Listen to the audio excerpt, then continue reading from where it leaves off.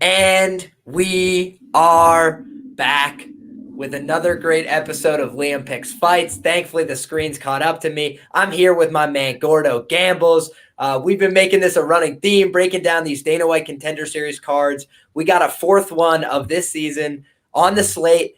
Some exciting fights, some low-level garbage. That's what we've come to expect from the Contender Series, but we love it. That's what we're here for. And I'm pretty excited to break down this card. How you feeling, buddy? Well, first of all, thank you for having me on, my friend. It's always a pleasure to be here.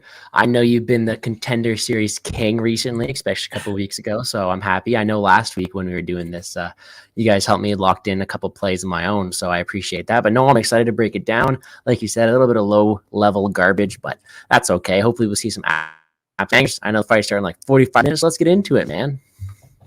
Dalton's asking, you shall receive. Where's the dog mug at? Shout out Z's MMA. My man couldn't make it tonight, but bless up. He's here in spirit always when we're drinking out of the odds mug. All right, boys. So I just want to mention right off the top a couple things. Thank you to everybody who's here rocking live with us. I know we're a little late today, but your boys got to drive out to Jersey to place these bets sometimes. And I saw a stale line on BetMGM, had to have that. So we're here. We're ready to go. I appreciate each and every one of you guys for stopping by. Go ahead and slam that like button, drop an elbow on it, hammer fist it, whatever you need to do. Do the same thing to the subscribe button. I want a TKO from all of you. And let's get it going. We're excited to be here. And, man, we got these cards to break down. We got 45 minutes before showtime, baby. So let's get after it, man. A fight that everybody's been talking about, it seems like. It's kind of surprising. But it's going to open up the night, man. It's this Jacob Rosales and Victor Martinez fight. I'm going to kick it right over to you first, brother. How do you feel about this one? Yeah, man, I've seen a lot of different takes on this one already in chat too, but over on Twitter this week. And this was the one fight that I came into this one and I thought I had a pretty solid read. I mean, I was pretty high in Rosales coming into this one. If you guys don't know, I'm a big NFL guy as well. So what I did was I took him at minus 150 and I made it better. And I just parlayed them with the Carolina Panthers on Thursday. And I'm like, great, I got myself a nice plus 110 bet. There you go, Gramps. And I was happy. I think Jacob Rosales has a lot of advantages in his feet, but there are a lot of things, and that is the reason why I took him at minus 150 and not at this minus 200 price tag that I'm seeing around here. And that's the thing. I think Rosales is the side because he has a lot of advantages on the ground. I think he doesn't have as big of a skill discrepancy on the feet as people are explaining it to be, but he has been knocked out before. He does like to stay in the pocket. So I'm just hoping that his chin does hold up. I think both guys are not afraid to dish it out in the feet. So I'm really liking my spot here in Rosales, but the more people are saying it here, they're kind of freaking me out. But no, I think he's the clear edge everywhere. What about you? What are you thinking? Well, I could just tell you, man, your job is done here because you crushed the line move. I'm just looking over at BetMMA.Tips, and what I'm seeing right now is that the best market price hanging is minus 175 on BetMGM, and that actually just came back in, which means they took some Martinez action because when I was in New Jersey, that line was not hanging at the same price, I don't believe. So, it's an interesting fight. There's been a lot of line movement, looking towards some of the sharp books right now, minus 195 on the Rosales side. So, man, looks like you beat it by about 50 points here before close. And that's a really nice spot. And, I feel like I just missed the party on this one. I see what everybody's talking about. The physical advantages are pretty obvious, and he's a younger guy. I like to back those spots more often than not. But like you mentioned, man, when you got a bit of a suspect chin and you've lost, I think it's 6 fights now as a professional. Granted, most of them are at a fairly mid to high level. They're not embarrassing losses or anything. But, I do think that makes it harder to back somebody at a minus 200 type tag. And so I think you got the number where it was playable, and that's a good spot. And, if somebody's got access to BetMGM and they want to touch that minus 175, I'm seeing a minus 184 on FanDuel, minus 185 on Bet365. I think that those numbers may be playable, but, I probably wouldn't touch anything above that minus 200 range. And I'm seeing the best price on the comeback on Victor Martinez is plus 170 right now on Bet Online. And I believe that was plus 180 about 40 minutes ago. So maybe some sharp action coming late on that plus figure above plus 180. So like I said, guys, if you could touch it at minus 175, maybe it's worth the touch, but you got to get in early on some of these lines. And if you miss it, sometimes it's about the discipline to not take a bad bet. It's all about the price, right? We're not just playing a fighter that we think is going to win. We always want to do that, but we're talking about who do we think is a good fighter at a great price. And, great shot there, Gordo. I think that you're going to make away with a good one. Yeah, you know me. I like to get better lines on my football things too. So when I saw both those lines, I do think Rosales is the over better striker. I do see that comment in the chat from Dalton saying doesn't use his grappling enough and prefers trading the feet. I hope he learns from his lesson. I do think he's going to be able to take a few shots, but yeah, you've taken a few losses. Granted, the fights where you were knocked out, I mean, they were, I think, better level of competition. Well, obviously, Jonathan Pierce fighting this weekend at UFC. For sure. 266. But no, I'm really happy with my spot, so I'm excited to see how that one goes down. First fight of the night too, which I think that I expect a lot better things from this fight than others. So I wonder why it's so far down. But no, I think it's be a good one. And man, that's oftentimes, the UFC likes to do bookends. They like to start with a really exciting fight and end with a really exciting fight. Send you in, with something, a bang, get the night started off right. And then they like to end it out with a bang as well. So I think that that's pretty common in the matchmaking. Maybe that's what they're doing, trying to front load, taper, and then build back up to that crescendo at the end. So just want to shout out some people in the chat because I know we had people in here well before we got started. Appreciate all you guys. Grateful Dude says good luck on all your bets tonight. Thank you, Grateful Dude. We appreciate you always stopping by, always being active. We got Gramps dropping Michael Morales. He's thinking it's going to go over 1.5. I think it's possible, but man, I don't know that I would have the cojones to put that wager down, man, because I think that there's some firepower on both sides. And, I think I was able to go back and watch some Morales tape that, I'm not sure how many people watched it. I'm sure a lot of the really smart people in the space did see it. But, the one fight that he had that went to decision with a guy who, was 3-1 at the time, he's now 14-4. So I don't think that guy was a complete bum by any means. And, he kind of embarrassed him in that fight, and a lot of it took place on the ground. It was a little sketchy at the beginning, but, I saw some interesting things from Morales. But we'll break that card down, or that part of the card down, when we get there. Next up, when I was talking about a stale line that I wanted to exploit, man, this was actually the fight that I was talking about. If I could get my camera to come back here. My goodness. Let's see if this is better. We'll switch back to the internal model. Very nice. There okay. we go. So, as I was saying, though, folks, we're moving right along this card. We're moving to the 125-pound bout, this flyweight fight. And, flyweight's been a weight class that I've been, profitable at in the UFC. And I'm trying to keep that trend going here on the Contender series as well. And, this was a pretty simple bet for me. I didn't even tape this fight that in depth. I want to credit Cody Safdie, did a breakdown of this card as well that I listened to. And one of the interesting points that he was raising was that Curatolo hasn't really been out of the second round, and when he was in the second round, he's 1-1 in those fights.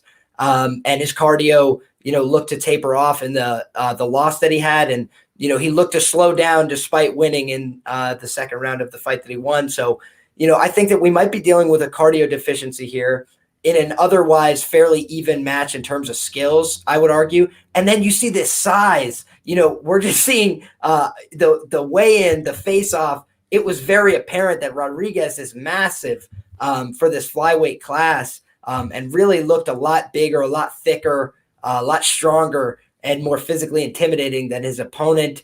And so, I was seeing minus 115 on BetMGM, and meanwhile, minus 140 on Bet Online. And so for me, that was enough to take a shot. He also opened, I believe, as a minus 180 favorite. So the bookmaker initially was given some love.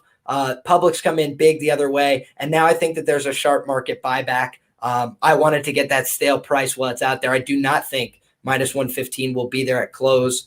And yeah, man, it's right now settling, in my opinion, around minus 135 spot. So, if I could beat the closing line by 20 points, and backed a fighter that I think has better cardio. ABC say always bet on cardio. And for me, that's enough to take the spot. I think I ended up going about 0.96 or so units deep. I played it in two small bursts. I was expecting the line to move. So, happy to get down that action. And that for me is my only tracked bet on the card right now.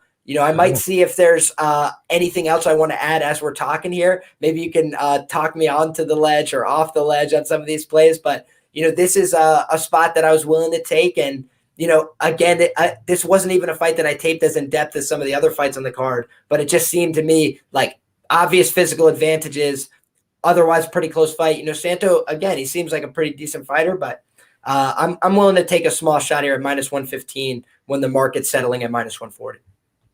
Yeah, this is one of the ones where I was hoping you would talk me in the opposite direction. I did the tape and I look at the first few rounds and I'm like, okay, this guy's a good fighter. But then the same thing happened. The fights I taped first were the ones that ended in the first round. And I'm like, okay, all right, okay, he's a good fighter. And you look at the ones and that cardio is an issue. And you know me, I love my cardios, I love my wrestler. Just ask me about my bet on Merab Vilashvili this weekend. It's one of these ones where he has all the tools, he just doesn't have the proper things to back it up. It doesn't have the cardio to do it, right? And so I was waiting and I look at the weigh-ins yesterday and man, Rosales is a big dude. Sorry, not Rosales. Rodriguez is a big dude. So I was waiting for this show and I was like, okay, maybe Liam will convince me. He's like, all right, maybe I want to bet Santo here. Maybe he's the side. No, I guess not. I mean, I think that if this fight was to be a 1 round, 2 round fight, I'd have my bet right there. But I honestly think that this could be extended a bit longer and really wear it out. And if that's going to be the case, then I don't know if I want to have a bet on some week cardio. Love your ABC saying, but no, it's one of these ones where I don't want to put my hard-earned money on a fight that's going to be such low level, and I really just don't want to be sweating it out. So I don't mind your bet here. I think it's a good side. I mean, I'm going to stay away from it personally. I think that I think it's going to be a good one. I think that you look at Santo, he was recently knocked out too. So I don't mind a finish here. If I'm going to be on the Rodriguez side, I'd see a later finish in my opinion too. So the 1.5 would kind of scare me. But I'm looking forward to it. It's going to be a good one. And I hope your bet cashes for you. Awesome. I appreciate you for that. And just want to say, as we're live here in the middle of the show, guys, I want to shout out my sponsor, PrizePicks. There's not all that many places that even offer odds on Dana White's Contender Series. FanDuel, New Jersey, you can't even access them. And yet, PrizePicks, I was able to access Dana White's Contender Series lines that they have for tonight. And so, one of the spots that I really like is that main event fight under 7.5 minutes. It's not a guarantee there, but I do think that that's a very fair parlay piece for the PrizePicks model. So if you guys decide you want to check it out, all the information is down in the description below. Use that promo code Liam and they will hook you up. If it's your first time depositing, they'll match your deposit 100% up to $100. So appreciate everybody when you check it out. If you guys have been following me, my degenerate football plays have been working. I am up money in PrizePicks. I was able to get my man, I think it was the last touchdown of the game. He kept getting receiving touchdowns. I was about to have a heart attack. And then he was able to run it, I believe, on the last possession of the game for Green Bay. And I'm so bad at football knowledge that I don't even know his name. Yes, he closed the parlays for me, over 0.5 touchdowns. And that was combined with Patrick Mahomes and the tight end from the Ravens. So we were able to cash out there. $40 of profit on PrizePicks on 2 $5 entries. So can't beat it. If you guys want, check it out. And that could be MMA, NFL, any kind of sports that you guys are interested in playing, anything to, freaking esports and stuff that I've never even looked at. So God bless you all. If you decide to check it out, information's in the description. Moving right along the card, my man, this is a fight that's gotten a ton of steam, right? We got Stephen Wynn and we got Theo Reiliang. I really don't know how to pronounce it. But what strikes me right off the top about this Reiliang guy is he made his pro debut like a year ago or something. Yeah. I got to double check that. But dude, it was literally, 18 months ago or something. So very green. Obviously, he's got an amateur career as well, amateur experience, but, was getting dropped on the amateurs. Really, hasn't been fighting high-level pros by my estimation. And, that for me is a concern. How much can we trust the level of competition that he's faced? And then, on the other side, Stephen Wynn, he did fight Alon Cruz, which is like a UFC level-ish fighter, like a low-level UFC fighter, because he washed out in a couple fights, all due respect. And hopefully he can get back. But, he had a very exciting fight with him on the Contender Series, but seemed to slow down as the fight went on. He's very predictable. He walks forward. He's going to walk forward. He's going to throw punching combinations. He might throw an occasional leg kick. He's not a very diverse striker in that sense. A lot of fast hands, just throwing straight punches. And that could be somewhat effective on a lower level. I just think it's going to be harder and harder to make that game work as he gets higher level. And, granted, in this spot, this seems like they're really trying to give him a win, right? Like they're looking for somebody that is like plausible deniability. This guy's got big muscles. He's never lost, but he's 5'6". He's coming in here pretty green, not a ton of professional experience, not a ton of relevant amateur experience. And, the only thing that sticks out to me is just how wide the line is, given that I think, anything could happen in this spot. We've seen that Stephen Wynn in this opportunity against a lower level UFC guy, has fallen short before. And we're seeing that, the definition of UFC level is kind of changing day by day here as they're signing more and more Contender Series fighters with less and less professional experience, less and less testing on the professional level. So I think that this is an interesting spot, man. How do you feel about this, Gordo? We'll kick it to you. Well, first things first is if Steven ever does get to the UFC, I will be the first person to fade him. I think that in the spot here, he has a good matchup. I mean, he's a pressure boxer. He puts the pressure on, puts the pace on. He's a good striker, and I'll give him that. But if you are going to be a pressure boxer, you have to be able to either have the chin to hold up or be able to defend some of those strikes. And man, this guy gets hit all the time. So it's a tough one because I think that in the long run, in the UFC, you're gonna have no success there at all. I mean, the fighters are a lot better to be able to counter that, be able to land those strikes, and they're a lot more powerful. But on the regional scene, you go right ahead. You're going to be able to walk those guys down to those finishes, and that's a lot what of his record is just a lot of early finishes. And this looks like another one to add to the resume, in my opinion. You have a green fighter who hasn't looked the best against the exact style that Steven does bring. So if Steven's able to stick to his script and not get knocked out, it's his fight to win. The problem is he's so hittable. And I don't like that. I don't want to have backs on my, especially at a minus 200. What is he? Minus 250? I forget what he is recently.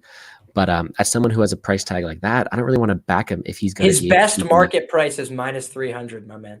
Minus 300. Wow. So, I mean, I was looking at him around minus 25 and I was thinking about it, but it's like, if I want to place money on someone minus 300, I want to be able to be confident in it. I want to be able to be able to parlay him. I want to be able to know that there's almost no risk at all when you're able to be hit at easily while being a striker. I don't know. So I do think it's his time to shine. I do think he's able to find a finish in this fight, and I will be the first person to fade him once he gets that contract. I hear you for sure, man. And Wynn is going to be 1 year older here, so not a tremendous difference. He's going to have the height and reach advantage, like we mentioned. 61% win percentage for his opponents at the time of the fight, compared to 35.9% for Theo. So, Theo just hasn't been fighting the same level of competition.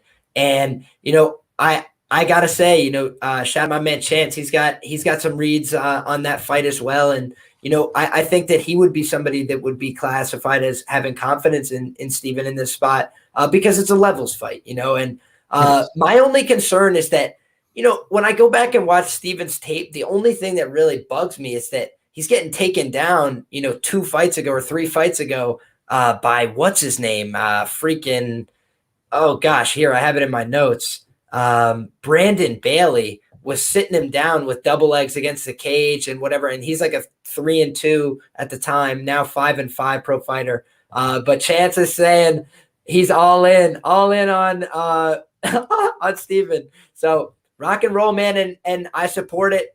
I always take Chance's opinion very seriously. And I'll tell you, I do not have a bet on the other side as a result. Also, He's mentioning he got him at minus 196, going to beat the closing line by $1 here. So shout out Chance for dropping a little knowledge for the people from the comments section. Appreciate that. Yeah, I got to clarify though. Absolutely. I do think he rolls here. It is a levels fight, and I completely agree with that.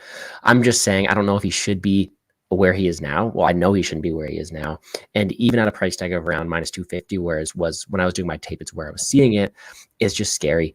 I mean, I like the bigger favorites to have a clear path to victory and be able to be confident with it. And whereas I do think he's able to win this fight quite easily, there's always gonna be those question marks above his head that I don't really know if I want to put my hard-earned money on it. So no, respect to the line. Minus 186 is great. I do think he gets it done. And once he gets that contract, then we can go head-to-head with him and see if I want to fade him still. Nice. And we got a shout out our man Dalton, also locked up a minus 210. I don't think that that's a bad look either. If you're getting, 90 points on the closing line, I don't see anything wrong with that. But yeah, I think that like Chance mentioned, guys, it's probably not a spot that you should be betting straight at this point. And even in a parlay, I would still limit the exposure at this point. With minus 300, the best market price available, most books are hanging minus 350, minus 335 and above at this point. So that's why I would just say, I would personally probably lay off that or keep my exposure small if I was to parlay it, but I'm not going to touch it. That I can tell you for sure. What's the total set at right now? Let me look. I am on Best Fight Odds, and we've got best market prices. Bet365 over 1.5 at minus 161, minus 175 seems to be the market average there. And then we've got under 1.5 rounds plus 155 is the best available on 5 dimes. Seems like plus 125, plus 130, plus 140 are all available on different books. So yeah, interesting, man. Interesting. If it was 2.5, I'd take my shot on the under here, but no, I'm going to be laying under 2.5, minus 125 on 5 dimes, minus 143 on Betway. So those are the only 2 books offering it, but rats and crackers, right? Can't get it in Canada. Oh, I can get my Betway one. I can, but okay. But yeah, it's one of those ones where it's not good enough to the point where I'm just running to my bookie trying to get it right now. I do think it does get finished, and I don't mind it actually. The more I think about it, but yeah, we'll see where I go at the end of the night. See if you can talk me onto another play. See if I get another one. I love it. So we've got 2 fights left. We got 27 people rocking with us live. Shout out to each and every one of you guys. Appreciate you guys stopping by. If you haven't already, go ahead and subscribe to the channel. We do stuff like this all the time. I go on Gordo's channel as well. So always check out his work, Plays and Fades Sports. It's going to be worth your time, effort, and energy to check that out. So we can move along, man. Michael Morales and Vikole Veretennikov. I'm really going to butcher that one, but he's from Kazakhstan. I tried my best. Now fighting out of Texas. And, he's pretty good, man. I got to say, he started off his career a little rough. Sometimes you see that with these Contender Series guys where they start off, 1-3, 1-2, something like this. And, I do think we could give him a little bit of a pass because you look at the fights that he was taking and, he's taking fights on the Russian circuit, pretty tough level of competition there by and large. And he's done very, very well since moving to the United States. And so, I don't know if that has anything to do with the training or if it has more to do, with the level of competition that he's fighting now on this regional scene compared to the Russian regional scene. But either way, he's been shining of late, I think it was LFA signed him or Fury. But man, actually both, yeah. So he's been killing it and fighting UFC vets. Anthony Ivy's pretty horrible, but all things considered, by UFC standards. But I mean, he's still beating UFC level, UFC credible fighters, and so that's something I do like to see from guys on the regional scene. And Morales, on the other hand, he's got a shiny record, right? 11-0.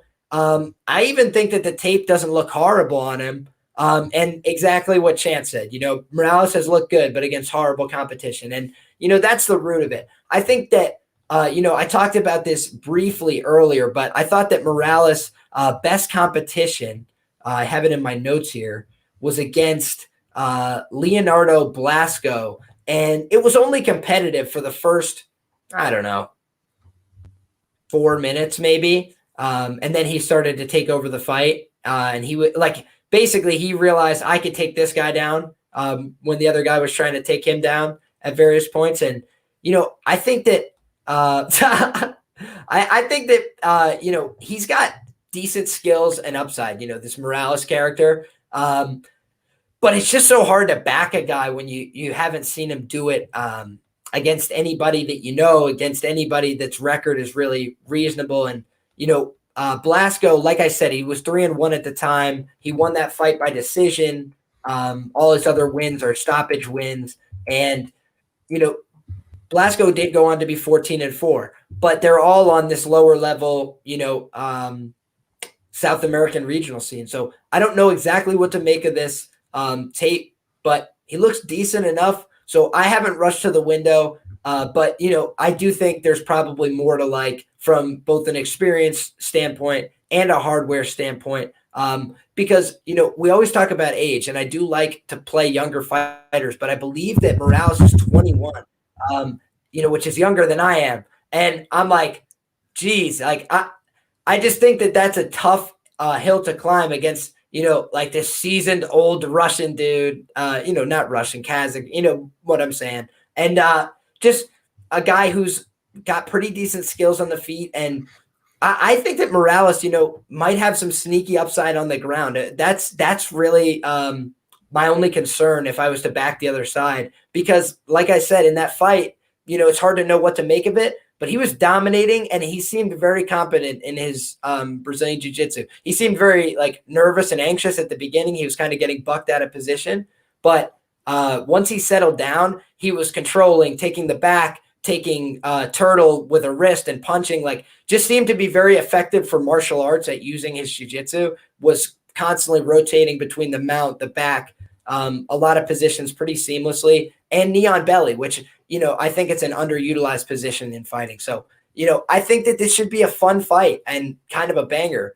But, ultimately I'm probably going to lean towards the favorite here. How do you feel about this one, Gordo? I mean, I think that Morales is the definition of a hyped up prospect. I mean, he's got that shiny record, faced such low level competition. And what I'm seeing here in the tape is if he treats, I'm not even going to try to say his name, I don't want to butcher it, but if he treats his opponent Nicolay in the same way he treated his last 11 opponents on the regional scene, he's going to get put to sleep. I mean, he's had such an easy level of competition to the point where he's able to ragdoll them, and he's able to show them how much better he is, and he's able to win 11 straight fights on the regional scene. But Nicolay's not going to be that type of guy to let him do that. I mean, everything Nicolay throws is straight punches, really, really technical, great combinations. And then you look at his wrestling, his ground game, and it doesn't look that bad. He's got some great top control. He's got a great hip throw that I really like to see as well. So you put it all together, and it's like you got this young, reckless guy's going to go in who's going to fight for your money versus someone who's going to be able to dictate the fight. He's going to be able to put together those combinations, put together those striking affairs, and he's able to win the points. So where do I see Morales' path to victory? I mean, is he going to clip Nicolay? I don't think so. And it's just going to be tough for Morales to pull it out here. On the other hand, though, I do think the line is a bit wide, because you know how sometimes reckless fighters are able to pull it out of the bag, able to blitz in, able to ragdoll them. And like you said, ground games can be unknown.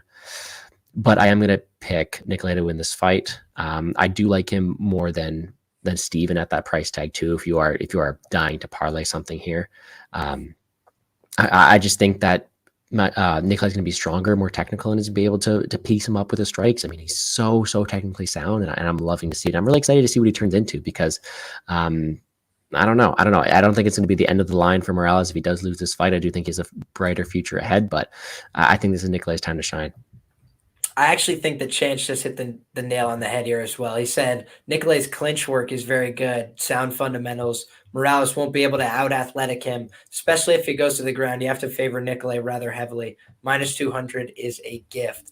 And so, like I said, again, I always take what Chance says very seriously here. And he's a guy who puts his money where his mouth is. I'll just leave it at that.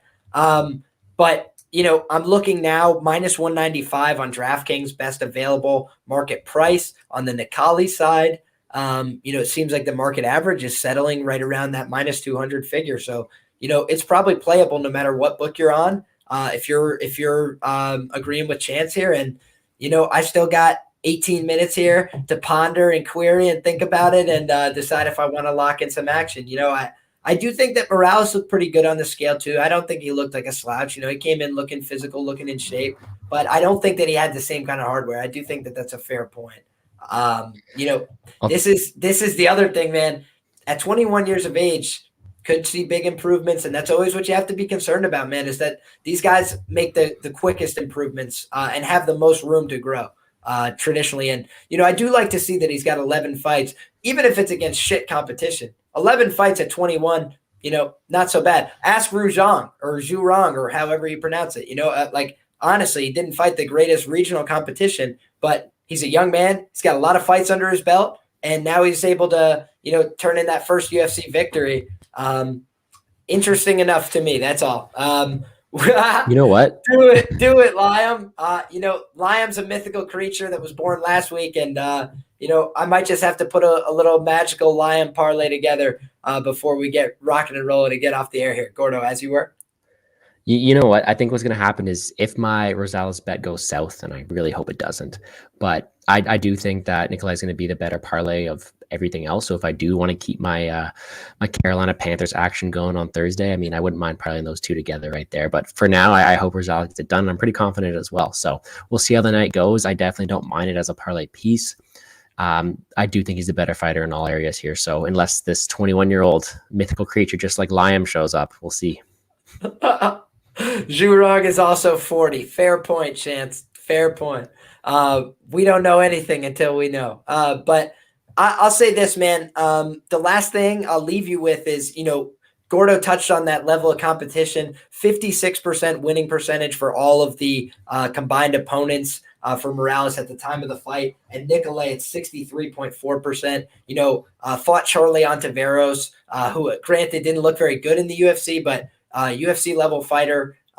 Again, this was on the regional scene early on in his career and kind of ragdolled him. So the guy is probably ready for prime time here. It's, he's got to really make the most of this opportunity. Morales, I think, will be back. Even if he doesn't win this fight, he could definitely be a player in the future. He's a young man. I just think that it's probably not his time. I think the seasoned vet, the guy with more time in the game is going to be able to pull this one out. And so I like his ability to do that, especially when the lights are shining the brightest. It's one thing when it's a home match, when you feel confident, when everybody there's cheering for you. And it's a whole nother ballgame when you're out in the middle of nowhere, fighting this other like professional psycho for the contract. It's like, that's high stakes, man. And I wouldn't want to take too big a risk on this. I think it's always a fair point to say these Dana White Contender Series fights, are a little bit high variance and high risk, because these guys might even fight out of character trying to pursue that contract. Alon Cruz and Stephen Wynn landed like 80 strikes in the first round. It's like people are just going to war on the Contender Series sometimes, and anybody could fall when it's a scenario like that. And that's always why I try and keep my stakes just a little bit lower here. You could get Chow Bittencourt like I did if you get overexposed on a read that you like, because it could go south in a second.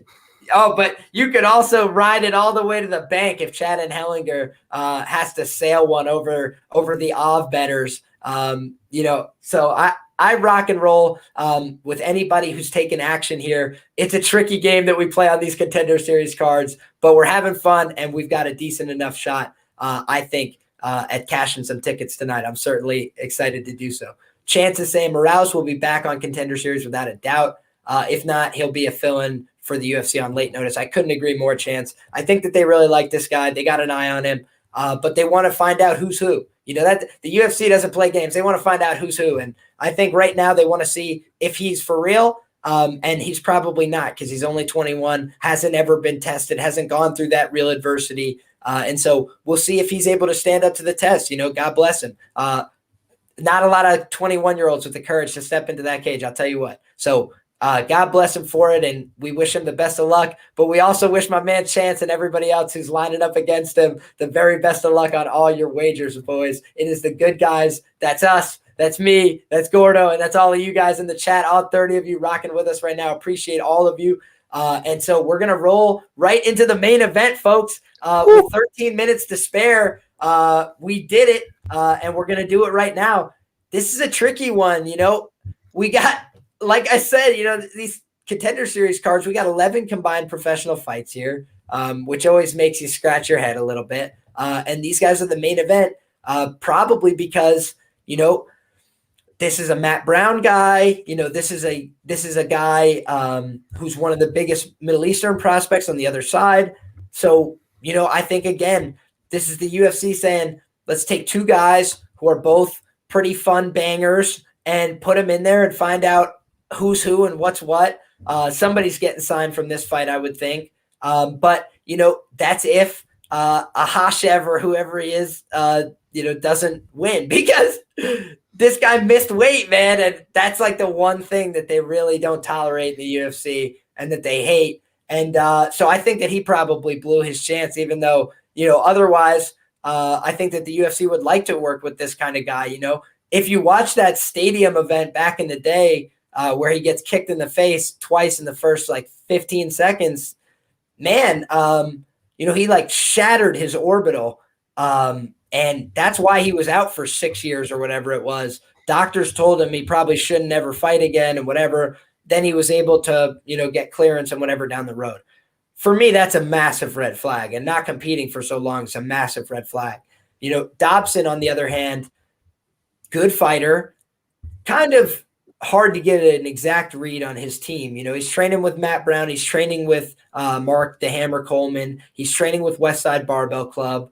He's training with Carlson Gracie Jiu-Jitsu of Ohio, I believe. So it's not like he's got, this horrible setup or whatever.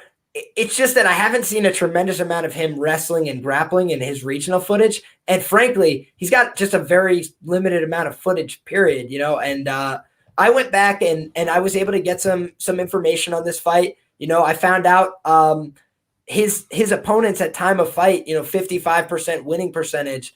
And if you look back retrospectively, that's dropped down to 45.8%, meaning if you just consider their records after he fought them as well, you look at their records today.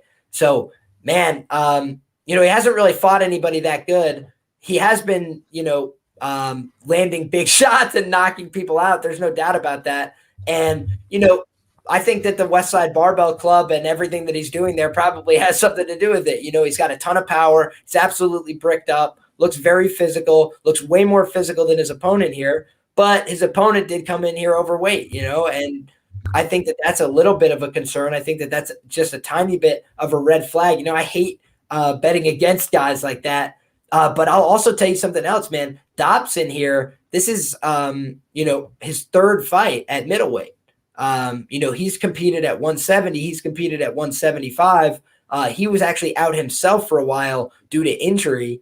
And I think he said he stayed in the game for 2 or 3 years while he was working through surgeries and injuries and everything. So these are both guys that kind of have a gap in their career. The UFC is really good about matchmaking, man. They find guys with similar stories, with similar records, they find interesting little iterations to put together here. And I think this one is interesting, man. I think it's certainly arguable that we've seen Hashem overcome adversity more than Dobson. He got his face broken. So many guys quit in that spot, rightly so. And he stays in there, is able to get a takedown game going, and eats 5 or 6 more of them, by the way, and starts making the read, blocking it at least. He obviously doesn't have the most sound defense, but he also has a pretty decent enough chin, that he didn't get absolutely floored and killed by that. Most guys don't eat 7, 8 head kicks without going down. Ask Stephen Wynn against Alon Cruz. It's like he ate head kicks all night, and then the flying knee just sent him to the shadow realm.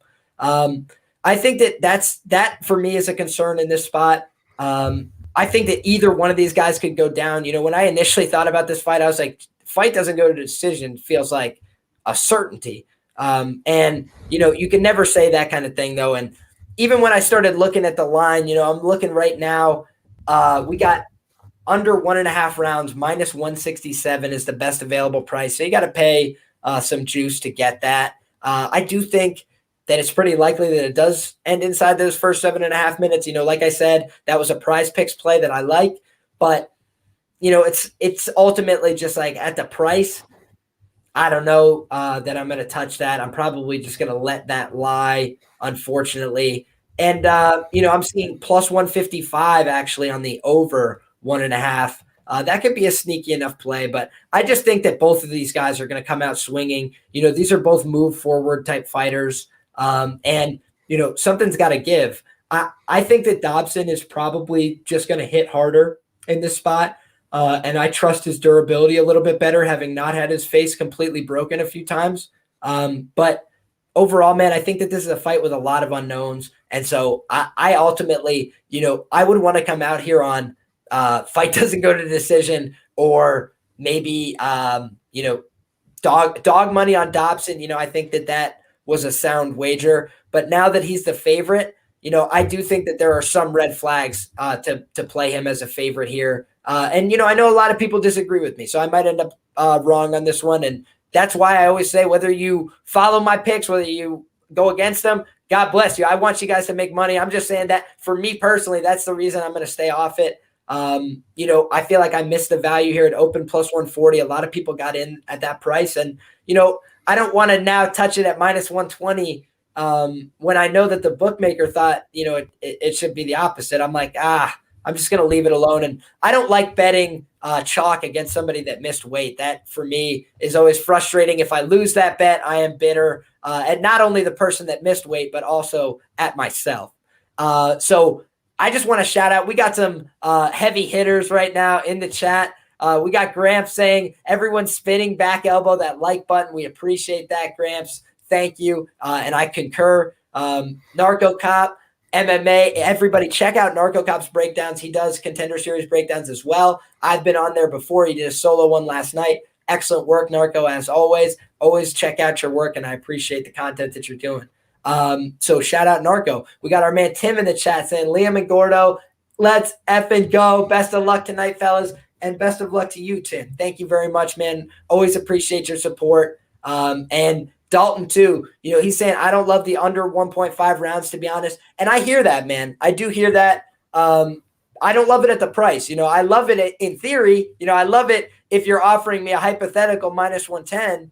But once you're saying we're over 60% implied, that's kind of where I'm seeing it.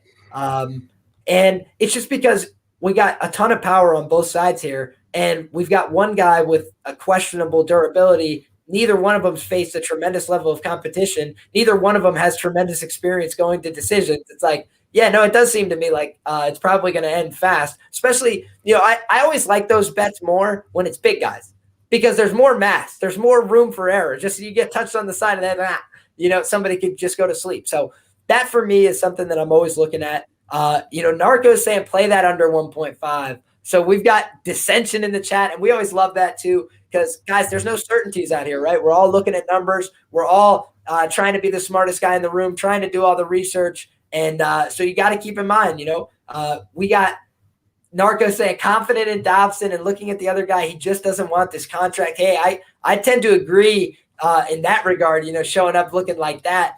Dobson's going to destroy him. Comeback fights versus absolute cans. I can't disagree with a single point there from Narco. I do think that Dobson looks like a more realistic threat, but I just will say, man, I would not be altogether stunned to see this guy take an absolute ass whooping and Dobson to be completely gassed, because it's hard to fuel those muscles for a really long fight, man. And it's possible that he can. I believe Dobson's only loss on the amateurs was an armbar. I don't even know that I was able to watch the fight, but I think it was in the second round. So he's been knocking a lot of guys out in the first round, but, I'm just a little – oh, no, for sure. Oh, Narco, I'm right there with you, man. Westside Barbo, those guys are doing a really serious thing. You guys can check it out on the Instagram. He posts a lot of his workouts. You're not going to see him doing a lot of skill work. He's hitting the bag. He's getting a little bit of pictures in with coaches and sponsors. But you're mostly seeing him lift weights. You know, he is going to be a brick shit house on Fight Time, and we're about there, folks. So I'm going to bid you guys all adieu. I'm going to thank you guys all so much for stopping by. Still 22 of you guys rolling with us right up until Fight Time. So we appreciate each and every one of you guys. You know that we'll be back. I want to just announce real quick that I'm going to be having a banger of a show. All the information is already posted. Go ahead and check my channel. But we have 3+ EV handicappers, over 9% ROI on all those guys. Absolute studs. And we're breaking down UFC 266 on Thursday, 6:30 p.m. in the East. And we'll appreciate if you're there, lighten up the chat as always. And, you know, I'm probably going to be joining my man Gordo on Friday as well, breaking down that same card. So always check out what we've got going on, check out what Gordo's got going on, and support all these great content creators making, you know, a lot of really time, effort, and energy goes into this, right? Breaking down regional scene footage. It ain't always easy, but it's always worth it. I always say anytime I can give somebody a good read or steer them away from a bad bet, that's what makes this all worth it to me. I'm going to kick it over to my man Gordo. Let the people know, where can they find you, brother? Thank you so much for coming on. Well, first of all, you did a great job breaking down that main event. I don't got to say anything after that. No, real quick though, I did lock in like I think it was 0.4 units on Dobson when he was still plus money after that. So I will be cheering for him, but I don't have the biggest read. They're both big power punching dudes. I don't know where their cardio's at. I'm going to stay off of it. The under is so juiced, and I get why, but I would love to place a bet if it wasn't juiced. But you did a great job breaking it down. If you want to find me at Gordo Gambles on Twitter, at Plays and Fade Sports on YouTube and on Twitter as well, make sure to check out. I did a UFC video a few minutes ago, right before I shot this thing. So my buddy's editing it now. We'll get it up there soon, and we'll be doing a live stream with Liam on Friday there. So come check it out. Come hang out and chat, see what we're saying. And thank you for having me on, my friend. It's always a pleasure, and I hope you make some money tonight. Absolutely, buddy. You as well. And going to shout out the people in the chat as we go here. Good luck, everyone from Narco Cop. Good luck from Grateful Dude. Appreciate you guys. Good luck. Best of luck from Dalton. Awesome stream. Appreciate you as well. Be there or be square, fools. Appreciate you, Gramps. So thank you guys all so much for supporting. This has been another great episode of Liam Picks Fights. This one's on the Dana White Contender Series. We're back to break down UFC 266 on Thursday. You don't want to miss it. God bless you all. Enjoy those fights. It is us, good guys, versus the bookies. Go out and get yourself an odds mug if you haven't already, and let's roll with the dogs. Appreciate all you guys. God bless. Have fun. Enjoy these fights. We'll see you on the flip side. Take care.